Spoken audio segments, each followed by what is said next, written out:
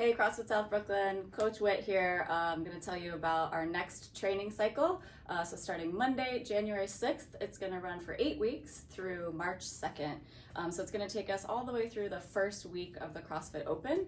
More details will come out about that as we get closer to it. But it'll be an 8-week cycle, so I'm just going to walk you through some of the basics here so you can have a plan for what you're going to do for the next 8 weeks. So we're going to see variance on Monday, Thursday, and Saturday. And the goal for the cycle with those varied days is to be able to have a little bit longer time periods to do some longer workouts, longer mixed modal workouts, some interval training, which we're used to doing. But having 3 days like that is just going to give us a lot of leeway to play with different combinations of movements and skills and time frames. So that's the plan for Monday, for Thursday, and Saturday. You'll of course see some partner workouts peppered in there as well.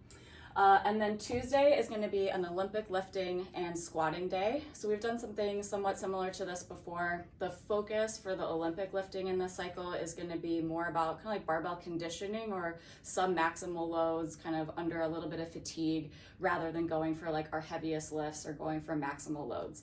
So that'll be the plan. And we're going to alternate weeks. So on weeks 1, 3, 5, and 7, you're going to do cleans, and that'll be followed up by front squatting. And again, there will be some variance to all of that, but we'll see cleans and front squats.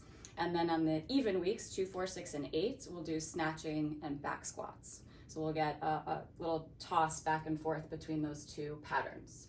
On Wednesdays, we're gonna do upper body supersets.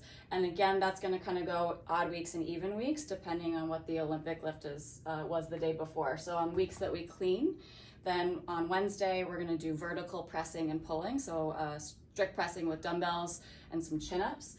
And then on the even weeks, we'll get that bench press in. Everybody loves a bench press. And then we'll do some dumbbell rows as well. So we'll see those things alternate. And then Friday and Sunday are gonna be your floater strength days.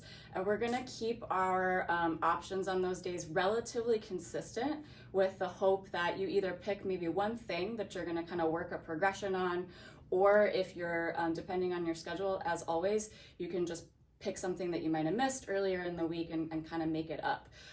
We will see some deadlifting in the variance on these other days of the week, but otherwise there isn't deadlifting like strictly built into the program.